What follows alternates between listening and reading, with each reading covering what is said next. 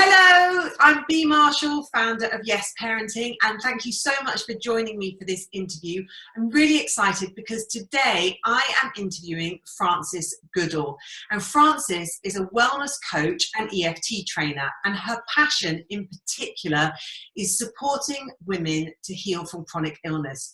Welcome, Frances. Thank you, Bea. It's wonderful to be here. It's great to have you here as well. And for those of you who are watching this via YouTube or another sharing format, I do these interviews once a month as part of welcoming a guest expert into my subscription group. Now, that subscription group is called Yes Parenting for Happy Families. And I'm really thrilled that Frances is going to be the guest expert in that group during February 2016.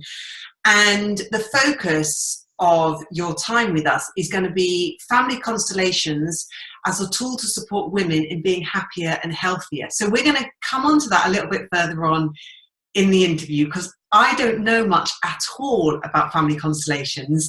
And I'm excited because I feel like it has the potential to open up a whole new kind of like area of understanding. So it's great.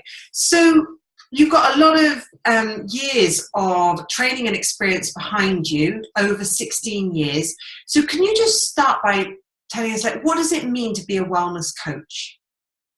Yeah, so for the last probably nearly 10 years now, I've been helping people to overcome chronic health challenges. So I use a variety of different tools, combining things like NLP and emotional freedom technique and coaching skills to support women to be able to heal themselves and set up the lifestyle that helps them to heal, but also to do deeper work as well, to get beneath the blocks that are beneath chronic illnesses. I believe is very often related to stress and trauma, and just resolving some of those underlying stresses and traumas can help the illness to resolve. So yeah, I used to have chronic fatigue myself in my early 20s, and then eventually managed to heal myself after 5 years, and then got really passionate about well-being and health and personal development and all those things, and started the journey of training and all those things as well.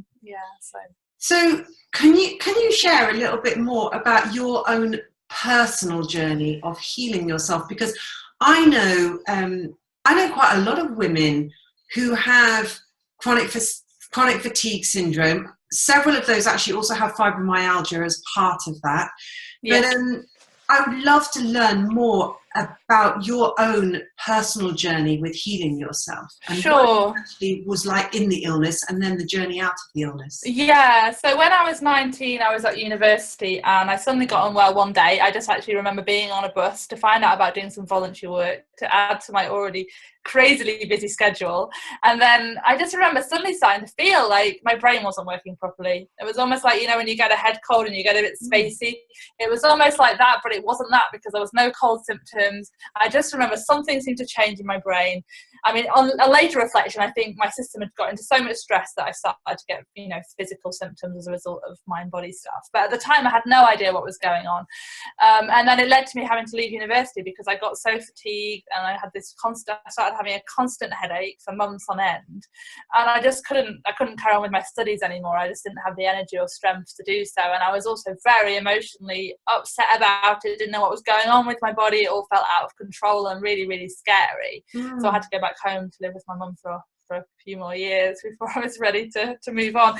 I spent a couple of years after that pretty much housebound and not really able to go out. I was so exhausted, my legs weren't working properly, I had a headache a lot of the time, and so it was really hard at first. But I also, quite early on, I started doing a little bit of meditation practice, a little bit of relaxation and those kind of things. Thankfully, the year before, I'd been in Nepal and India and sort of learned a bit about Buddhism, started to explore meditation a little bit. So I think that was kind of like a lifeline for me, that this might be able to help me to heal.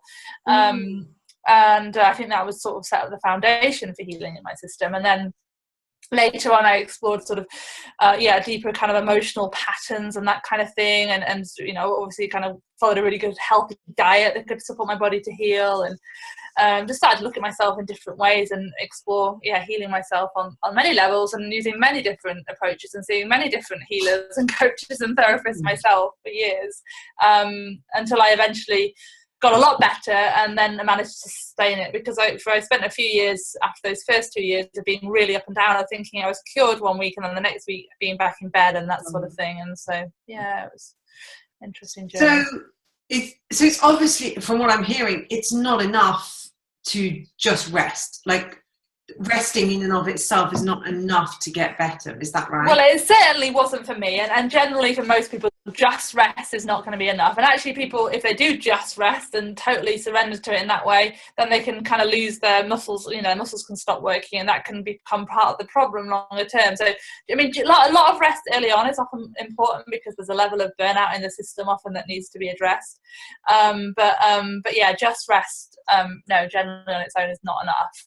It needs to be combined with other ways of working with yourself to help yourself get better. Yeah. And you've gone on to write a book, haven't you, which has just been released? Yeah. So I've just released a book on healing. Yeah, tell us about healing chronic illness, and I've called it the Lotus Process: 8 Steps to Health and Happiness. So it follows 8 steps that I see that are often needed to heal. So step 1 is about how you need to accept and surrender to what is initially. Step 2 is about how you need to also believe that you can heal and commit to a path of healing. So commit to the self-care and that kind of thing. So that's step 3 is about developing all that self-care and those internal resources and that kind of thing. And then step 4 is about the outer containers of support and developing outer containers of support for your healing. Step 5 is about overcoming blocks to healing. And step 6 is about stepping onto a path that is more purposeful and authentic to you, because sometimes an illness can be kind of a wake-up call to the fact that you're not living your life in alignment with who you are, but maybe in terms of what your parents think you should have done and that sort of thing. And then step 7 is about healing the past, and that often there's a level of healing trauma that can be necessary for a complete and lasting recovery. And then step 8 is about kind of learning to sustain your health, and also I believe to continue a path of deeper healing and wholeness. Yeah, I mean, that's kind of leads nice. Yeah. Say again. No, I was just going to say, which kind of leads nicely onto family constellations, which is what led, in a way, to continue my own journey, which is what led me to family constellations initially, as well as my work with clients, and realizing that with a lot of my clients, the illness was kind of the problem was bigger than them. You know, it wasn't just that they got ill randomly. There was lots of issues in the family and that sort of thing that often manifest in one person getting ill, but the problem's often bigger than the individual. So yeah, okay, so let's pause that, because I want to come back to the family constellation in a really definite way. But excuse me, what I wanted to pick up on was, you talked about like kind of the healing, the deeper traumas, and that being an ongoing journey. And I mean, that's very much been my experience in a different way. So I haven't had chronic illness, but I have experienced other things, but very much coming into yes parenting. The big kind of like realization for me is that there's only so far you can go in being the parent you want to be, simply through willpower and determination. And that actually, unless you go deeper in and you do heal those wounds, they will always find a way to come out. So if you're going down the choice to be a respectful, compassionate, kind parent, but you're not doing that inner healing, then those inner wounds will come out, whether it's through rage or whatever. They'll always find a way to get out. And for me, and I now see this in my clients, it's been that journey of going in and actually healing those traumas and healing those wounds that makes yes parenting a sustainable way to be a parent without having these kind of cracks where the ugly stuff comes out. So it's interesting just seeing the parallels, I suppose, in terms of the really important process of going to those deeper places and doing that healing. Yeah, I mean, I believe it's important for all of us, really, to take that journey, and that, not only can it help us heal physical illness, it can help us be more whole, it can help us have more happy relationships with our partners and our children and our family and everything. So, absolutely. So let's come back to family constellations, because, I mean, one of the things you've touched on in this interview is that family constellations can play a big part when it comes to our health and well-being. And when you come into Yes Parenting for Happy Families as a guest expert, you're going to be talking about it as a tool to support women to be healthier and happier. So let's start with the most obvious question, because I wouldn't be able to answer this question. What is a family constellation? Yeah, so I will come on to that. Let me just first explain to you how I first kind of got really interested in it myself. So I had known about it for years, but for some reason hadn't found myself on a workshop. But with me continuing my own personal development journey, I was finding that there was sort of blocked places in my system, like I'd find a tension in my pelvis, and then I was doing some kind of inner inquiry of where the origins of that was actually using kind of an NLP tool where you ask things like, if I was to know the root cause of this issue, would it be before, during, or after my birth? And then I'd get before, and then would it be in the womb or before that? And I'd get before. I just get this intuitive sense of it. I'd actually do some sort of kinesiology on myself to kind of find the roots, and then I just started tracing these roots back to being, or threads back to being, ancestral issues that my system was carrying. That my system was carrying the pain of my great-grandparents who were killed in the Holocaust, or or other issues in the family system, and I could just sort of trace it and that sort of thing. So it kind of, from an inner experience, I was like, wow, this there's work to be done here, and I could feel like more freedom coming into my system from addressing some of these issues in myself. And I was like, I want to learn more about ancestral healing. So that's what took me to family constellations. At the same time as sort of having these inner experiences, there was someone who was holding some constellation days in Nottingham, and I was like, right, I'm going to go to all of them. I need to learn more about this. This is going to be amazing. And basically, so group family constellation session is where you basically have different people in the room who will represent different family members, or it doesn't even have to be family members, it can even just be different components of the issue. And it's working in a systemic way, which is kind of the holding in mind the sort of whole group field. And that actually, if you get someone to say, represent your mum, your dad, your sister, your grandparents, or whatever, it sort of seems like it might be relevant for whatever the issue is. That in kind of mysterious way, they start to pick up on the feelings that are going on in those people. They pick up on what's not been said and what needs to happen, what movement might need to happen, and then through the constellation, there is a shift in the end. Generally, if it goes well, to more love flowing in the system and a resolution of whatever the issue is. So it's a really fascinating approach, and it's amazing also playing roles for other people's constellations and feeling strong feelings and picking up on some interesting things. And the idea is that you keep yourself as still as possible and get your own self out of the way, and you just kind of see what emerges through your body. So I just want to check that I've understood what you said properly.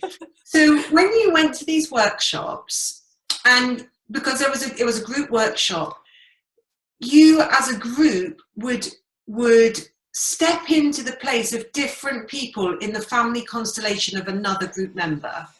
And in that role of, so like I might step into being someone's dad, for example, or someone's mum. And in that space of just standing, representing that person, I would then potentially start to feel what that person's dad feels, what they think, what might be going on. Is that what exactly? Yeah. Wow. Yeah. That's extraordinary. And I don't know, hopefully we just...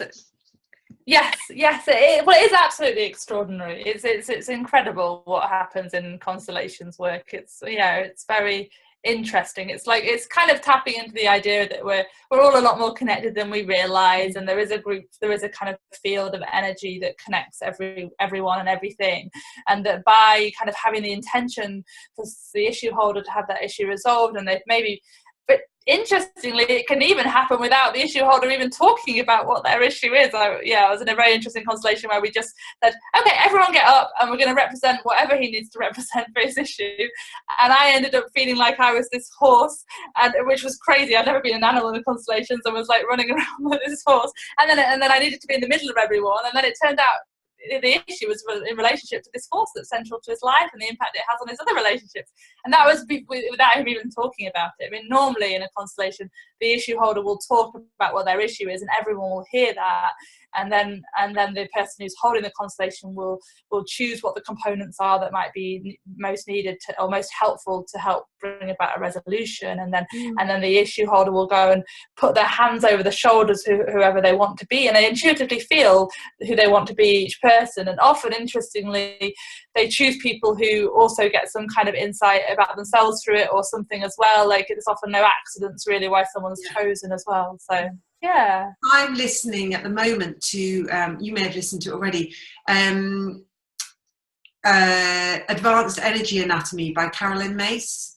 And it's incredible. I have to listen to it over and over again, mostly because I'm not sitting and writing notes, so I kind of have to keep listening over and over again. But I'm listening to that, and she, quite early on in it, she talks about how no matter where she goes in the world to talk, as the room fills up with people, she knows that people will sit exactly where they need to sit for their own healing.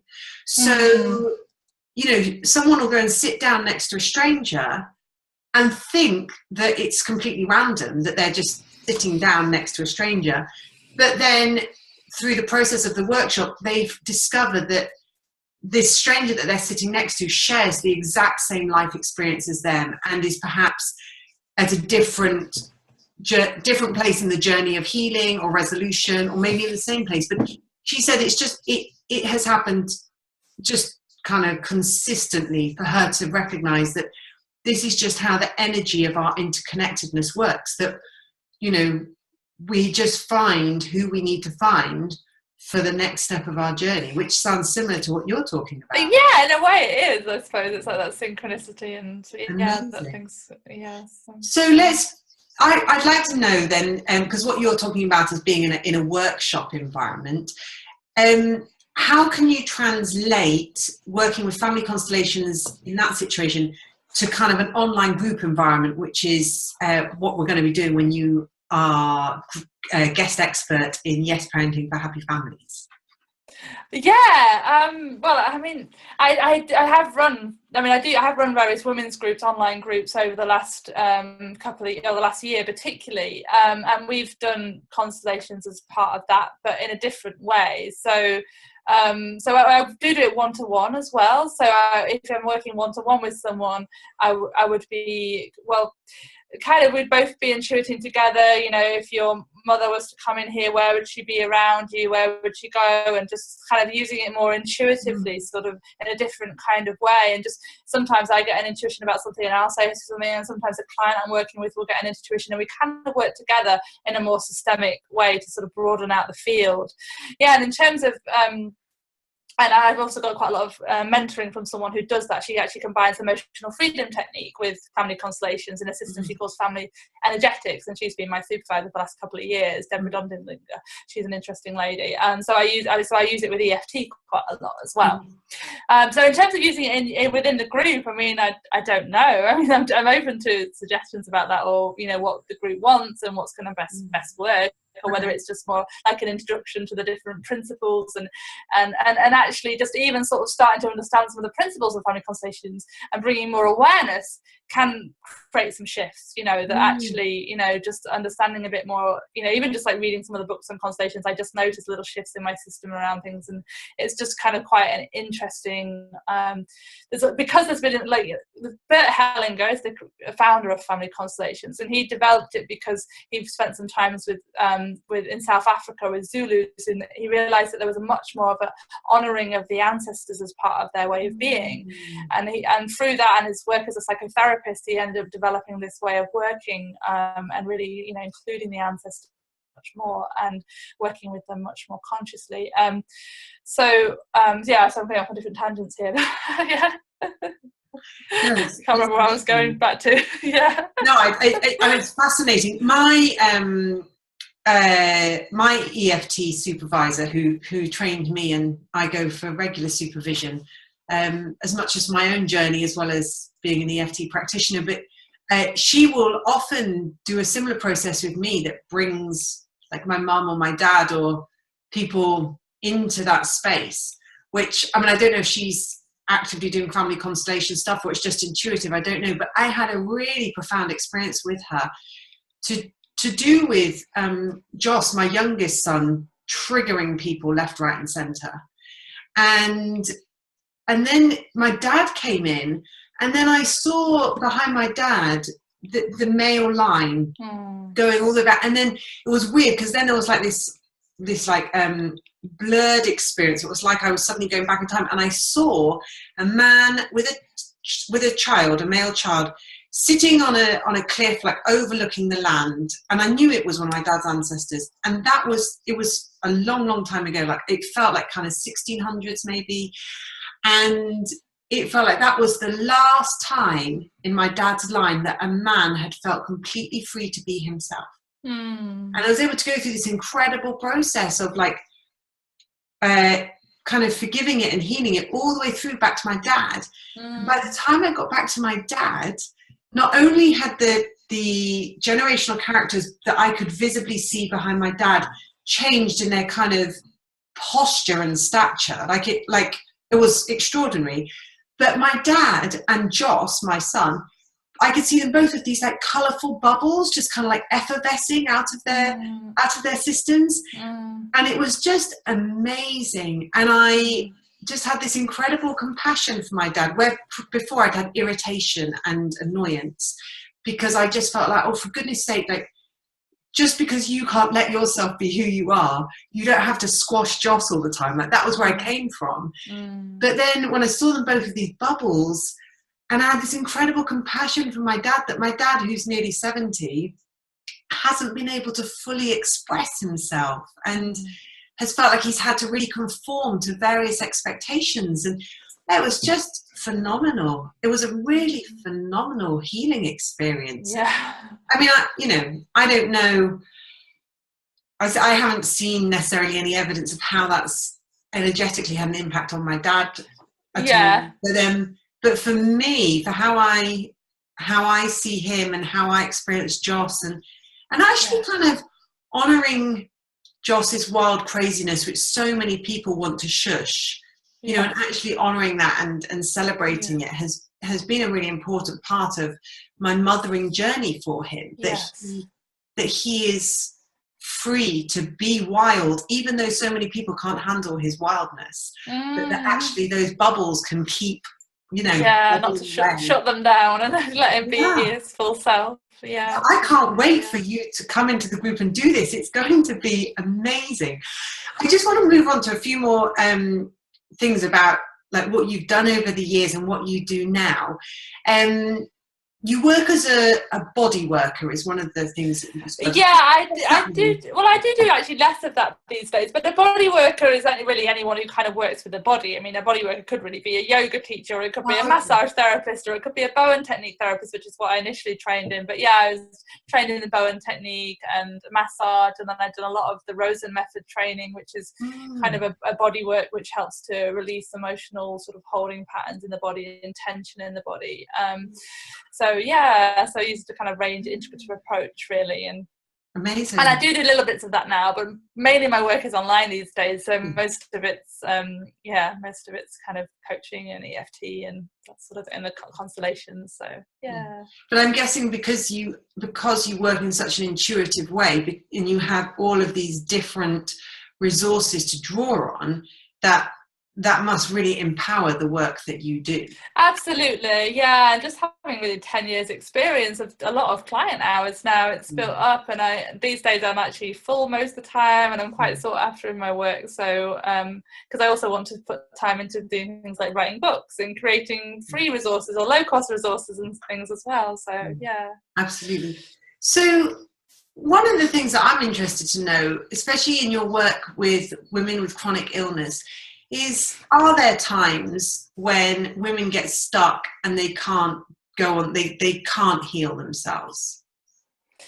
Well, I mean, I always like to have faith in anyone. I mean, I think they, people need to have enough faith that they can do it. They need to want it enough. And sometimes there can be quite a few layers of blocks, and actually working with some of the sort of deeper structures in the psyche and the kind of deeper patterns sometimes really can take time, I believe. You know, it's not, you know, there is lots of kind of quick fixes out there, or the idea that we can quickly fix and change things, which I believe absolutely can happen, and some powerful shifts can happen in 1 hour. You know, a lot can happen. But at the same time, sort of the real, like, the depth of kind of growth and healing that can happen sometimes takes time, and it takes commitment, and it takes really wanting it, and sometimes it takes really investing in it as well. You know, spend thousands of pounds to get well, and I think for some people that can maybe be a stumbling block if they haven't got that sort of resources, or they struggle to invest in themselves, you know. So yeah, but I believe it's possible for anyone. It's just kind of mindset, support, and having all those different kind of steps in place that I talk about in my book, really, in terms of being able to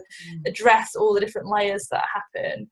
Because sometimes an illness can feel like it's kind of protecting someone. You know, it can feel like on some level, an unconscious level, that someone, you know, wants the illness to protect them or something like that, and so those sort of blocks can sometimes be quite tricky to overcome, but you can do it, absolutely. It just requires a commitment and a belief, and that sort of keeping going with it, and not giving up, because people think, you know, I've tried everything, I've done this, I've done that, and I'm still not well. And sometimes as well, you know, it's great to work with practitioners, it's great to get support, but it's also important that you empower yourself as well, you know, not trying to seek the next person who's going to heal me. You know, I got in that trap for a while of thinking that someone was going to suddenly, you know, give me some energy work or something, and I would just be healed, you know, which all that stuff I think helped along the way, but in the end there also had to be a level of personal responsibility as well. And I think when you go into, you know, working with someone, that you take on your own personal responsibility as well for your own healing, but that someone else can kind of hold the space and facilitate that process. Absolutely. There were two things that you said then that, for me, you know, as a coach and as an EFT practitioner and things, were really valuable to hear you say. One was that thing about, you know, it is about personal responsibility, that, you know, that a coach or practitioner or can be part of your healing journey, but, you know, they're not just going to suddenly kind of heal you. Like, you have to be completely owning your role in that. And the other thing that you mentioned, which I think is so valuable for everyone listening, is that it takes time. And, you know, so often people, you know, they want to sort everything out, you know, in just a few sessions. And it may be because the financial investment can seem so big, but actually it's great to hear you talk from a place of, you know, over 10 years experience, that, you know, it does take time. And I know when I've been investing in myself over the years, again, you know, like you, I've spent, you know, thousands of pounds in my well-being and my healing in other areas of my life, and I don't regret a penny of it. You know, I see where I am today and what I'm doing and going forwards in my life, and I, you know, every penny of that investment was so worth it, and every hour of my time was so worth it. But I can also see how easy it could have been to stay stuck in some of the places that I found myself in going through life. So yeah, it's very interesting. So we've talked a lot about kind of chronic illness and things, but what other things can family constellations help and support us with? How can we harness the power of family constellations in other areas of our life?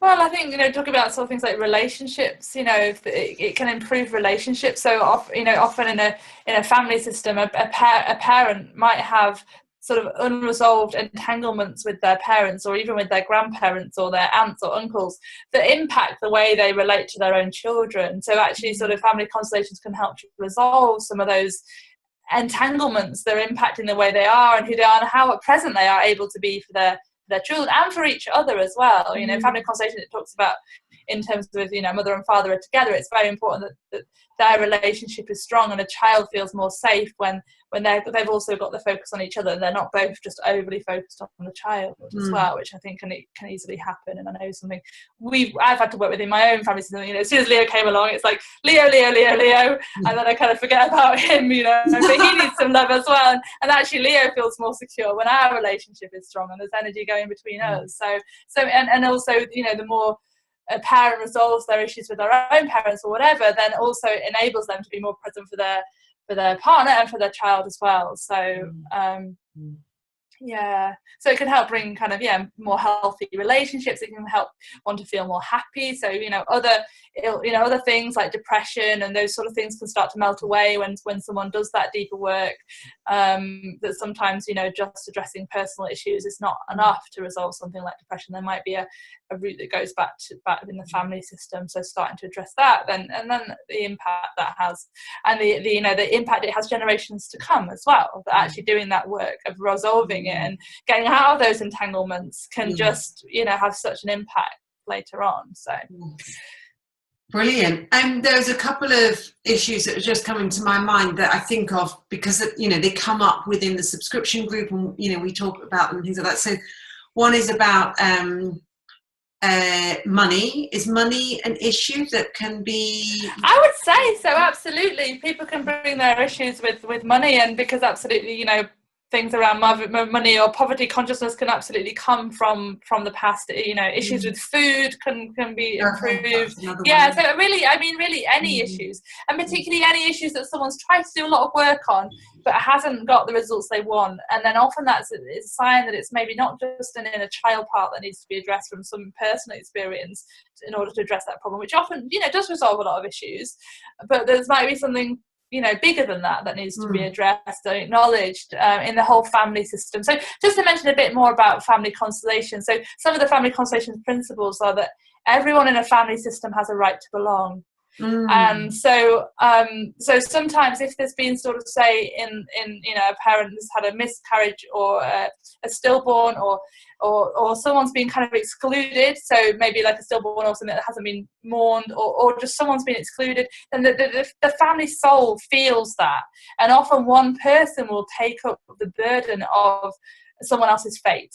And that's partly what the kind of healing of constellations is. It's about kind of, it is also partly about acknowledging, actually, this is not my burden to carry, but the awareness of the link, can help with shift. So for instance, I think that me getting unwell, although I didn't have to sort of directly address it through family constellations at the time, I got better anyway. I do think that one of the reasons I got unwell was because of the unresolved thing, and no one had really sort of properly looked at the fact that my great grandparents were killed in the Holocaust. Then the impact that had on the family system was huge on many levels. And it was like, I think my later healing work really kind of brought me to start to look at that. And one of my teachers in it says that the system can start to resolve, the family system can start to resolve when one person can open their heart to everything that belongs in the family system. Wow. And another principle, it's really powerful. And I mean, just sort of, I think acknowledging something like that can just help to sort of start to shift things. So one of the things we could do in the group is some kind of meditations of including some of these principles. Another principle in family constellations is that love should pass down a family system. So, that children should be responsible to love their parents and to be throwing a little love upwards. It should be coming down the family system, but often it gets blocked because of these different traumas and things that aren't resolved, or parents are entangled with complicated relationships and all these different things. And also family secrets. If there's been family secrets that haven't been spoken about, that can have an impact on the family system. So anything with systemic relevance everyone should know about, in terms of that's what kind of shows itself through a family constellation. And with systemic relevance, that means things like a baby coming into being, even if it was aborted or whatever, that has a systemic impact on the system. So wow. Yeah. You might need to be in for like several weeks, not just 1 week. It's quite a big topic. Yeah, there's quite a lot of layers to it. It's going to be amazing. I can't wait. So we are at the end of our interview time now. Sure. But, I mean, I feel like I could keep talking to you and listening to you for hours. So I'm hoping that that the other mums who come and listen to this, and anyone else who watches it on YouTube, whatever. If what you're saying is resonating with them, that they will reach out to you and find out more. So thank you so much for your time today and just sharing your journey and your passion and explaining more about family constellations. It just sounds like such a powerful way to work with our existence and the way that we're so connected to everyone else. So yeah, it's amazing to have you. Thank you very much. You're welcome. It's been great to be here. Thank you. I love sharing about these things. Yeah. Brilliant.